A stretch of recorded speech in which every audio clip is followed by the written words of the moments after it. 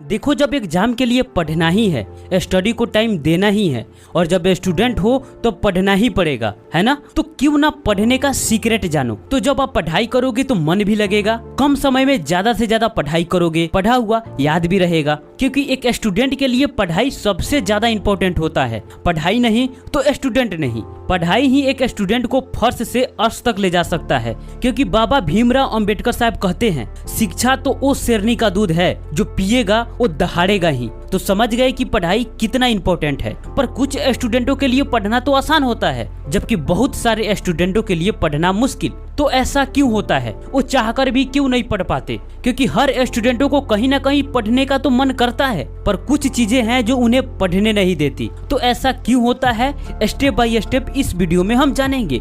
देखो, जब हम किसी भी बुक का कोई भी चैप्टर पढ़ते हैं तो इसलिए ताकि उस चैप्टर को अच्छे से समझ सके, उसका इम्पोर्टेंट टॉपिक हमें याद रहे, उस चैप्टर का जो भी क्वेश्चंस है उसे इजीली हम सॉल्व कर सके। तो इस वीडियो में हम दो ऐसे टॉपिक पर बात करेंगे जिसके बारे में हर स्टूडेंट को जानना सबसे ज्यादा इम्पोर्टेंट है। क्योंकि सिर्फ टिप्स देने से पढ़ाई नहीं होगा। पढ़ाई तब होगा जब उसे इम्प्लीमेंट करोगे, और इम्प्लीमेंट तब करोगे जब पढ़ाई में मन लगेगा, राइट। तो इस वीडियो को लास्ट तक देखते हो तो कुछ नया सीखने के साथ साथ अपने आप को उस काबिल तो बना ही लोगे। जब पढ़ना चाहोगे तो पढ़ाई करोगे, मन ज्यादा भटकेगा नहीं, और जब पढ़ोगे तो पूरी तरह फोकस्ड होकर। टॉपिक नंबर 1, डीप कंसंट्रेशन के साथ हाईली इफेक्टिव स्टडी कैसे करें।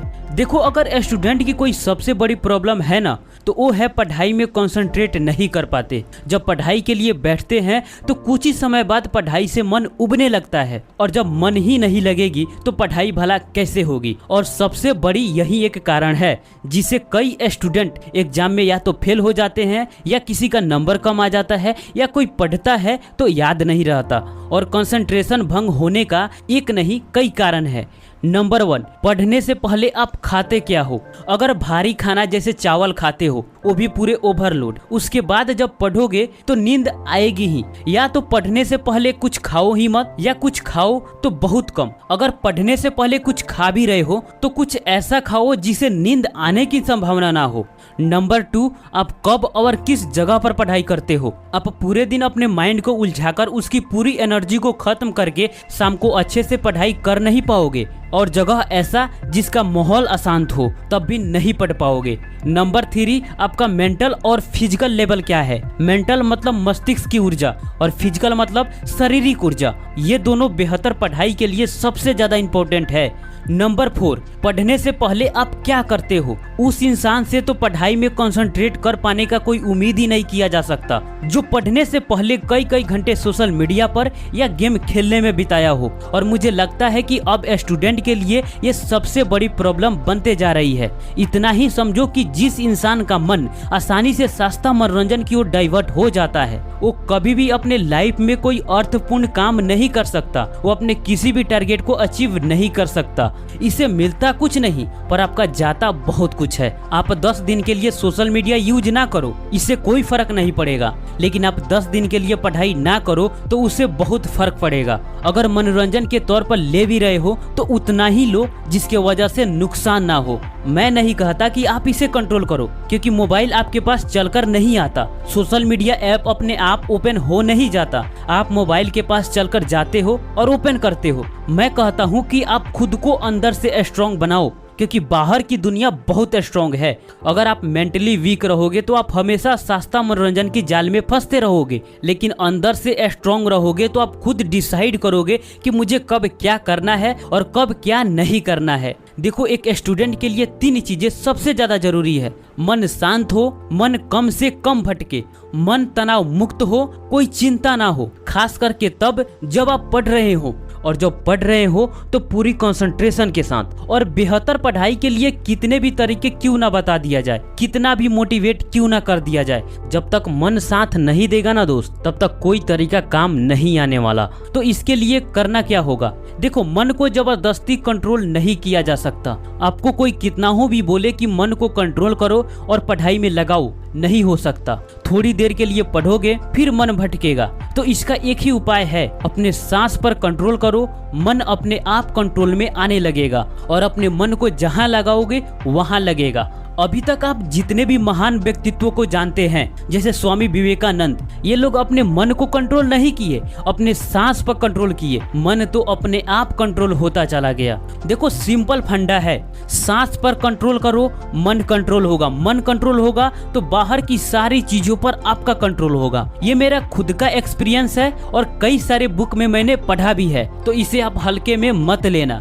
तो इसके लिए करना क्या होगा? प्राणायाम। देखो वैसे भी तो प्राणायाम कई प्रकार के होते हैं, लेकिन मैं आपको सिंपल तरीका बताऊंगा जिसे आप आसानी से कर पाओ और आपको मुश्किल ना लगे, क्योंकि बहुत सारे लोग इसे मुश्किल मानकर ही छोड़ देते हैं। इसे करना कब है? सुबह में खाली पेट। सबसे पहले इन 4 आसन में से किसी एक आसन में आपको बैठ जाना है। ये आसन सबसे परफेक्ट है, या जिस भी आसन में आप लंबे समय तक बैठ सकते हैं वो सही है। आपको तनकर बैठना है, पीठ और गर्दन सीधा होना चाहिए। देखो शरीर पर किसी भी प्रकार के तनाव मत डालो, वरना लंबे समय तक बैठना कठिन होगा। एकदम रिलैक्स हो जाओ। उसके बाद अपने आंख को बंद कर लेना है। आप चाहें तो अपनी दृष्टि को नाक के नोक पर केंद्रित कर सकते हैं। ये थोड़ा मुश्किल है क्योंकि आंख में दर्द होने लगता है। ये आप कर सकते हो तो अच्छी बात है, वरना आप सिंपल कर सकते हो। उसके बाद धीरे धीरे अपने सांस को अंदर लेना है। जल्दबाजी बिल्कुल ना करें।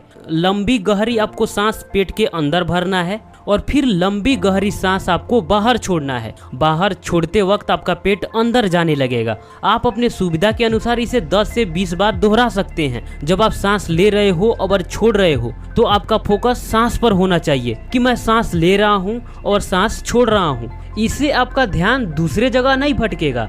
देखो जब आप ऐसा करोगे तो आप पहले से ज्यादा शांत हो जाओगे, आपके विचार बदलने लगेंगे और आप सही और गलत क्या है ये डिसाइड करने लगोगे। दोस्त ये बिल्कुल सिंपल है, पहले इसका प्रैक्टिस करो।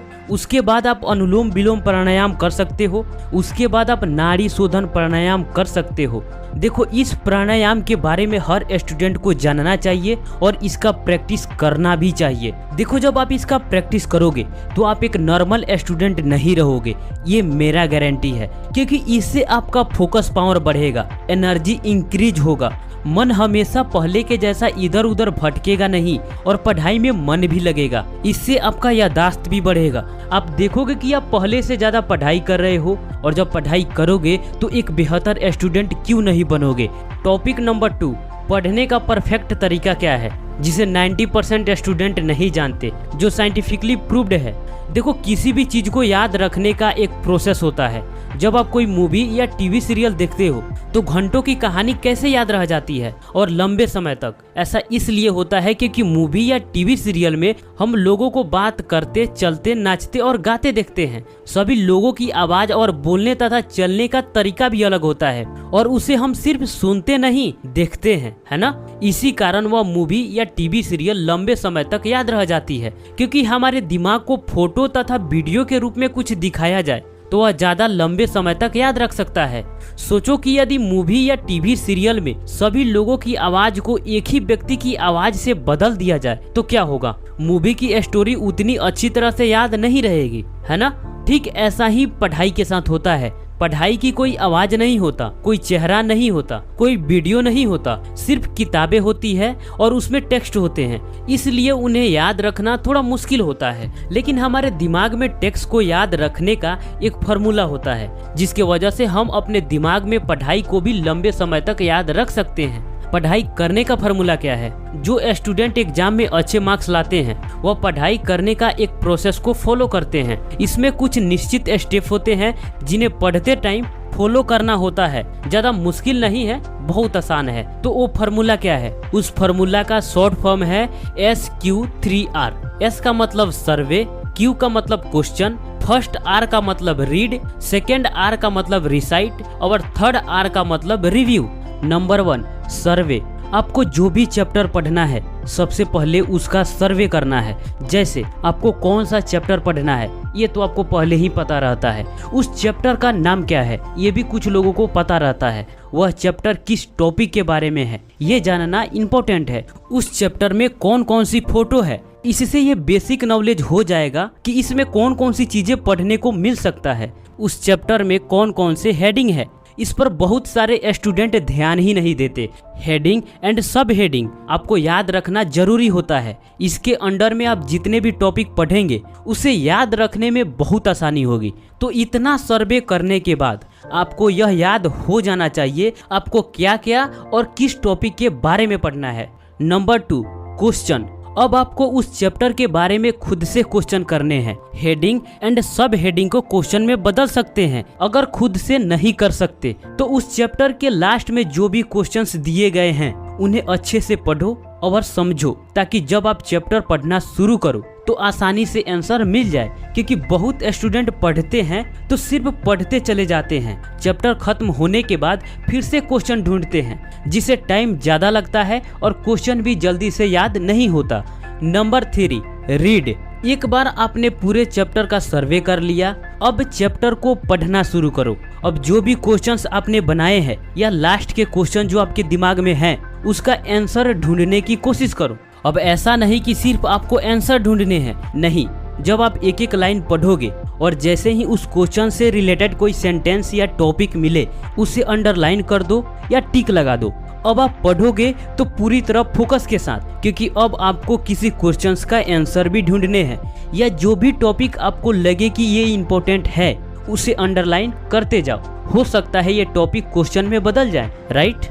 Number 4, recite. एक बार आपने पूरे चैप्टर को अच्छे से पढ़ लिया, अब आप किताब को बंद करके अलग रख दें। आपने चैप्टर में जो पढ़ा और जो चीजें आपको समझ में आया उससे खुद को बोल बोल कर सुनाना है, या जैसे आप दूसरों को सुना रहे हो या पढ़ा रहे हो, समझा रहे हो। इसे टीचिंग भी कहते हैं।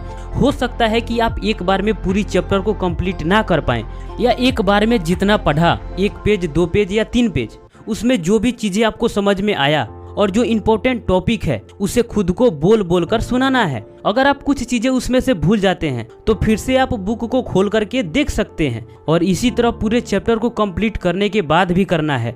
Number 5, review. जब पूरा चैप्टर रिसाइट कर लें तो अब आप चैप्टर का नोट्स बना सकते हैं। नोट्स हमेशा बुक से देखकर ही बनाना है, वरना कोई इम्पोर्टेंट टॉपिक छूट सकता है। और अपने नोट्स को समय समय पर रिव्यू करते रहें, जिसे आप नहीं भूलेंगे। रिव्यू करने में ज़्यादा समय नहीं लगेगा, ज़्यादा से ज़्यादा 10 से 15 मिनट लगेंगे, लेकिन याद लंबे समय तक रहेगा। अगर आप चाहते हैं कि नोट्स कैसे बनाया जाए, इस पर वीडियो आना चाहिए, तो आप कमेंट बॉक्स में लिख सकते हैं। दोस्त, कैसा लगा वीडियो कमेंट बॉक्स में जरूर बताइएगा। यहाँ तक वीडियो देखने के लिए आपका बहुत बहुत धन्यवाद।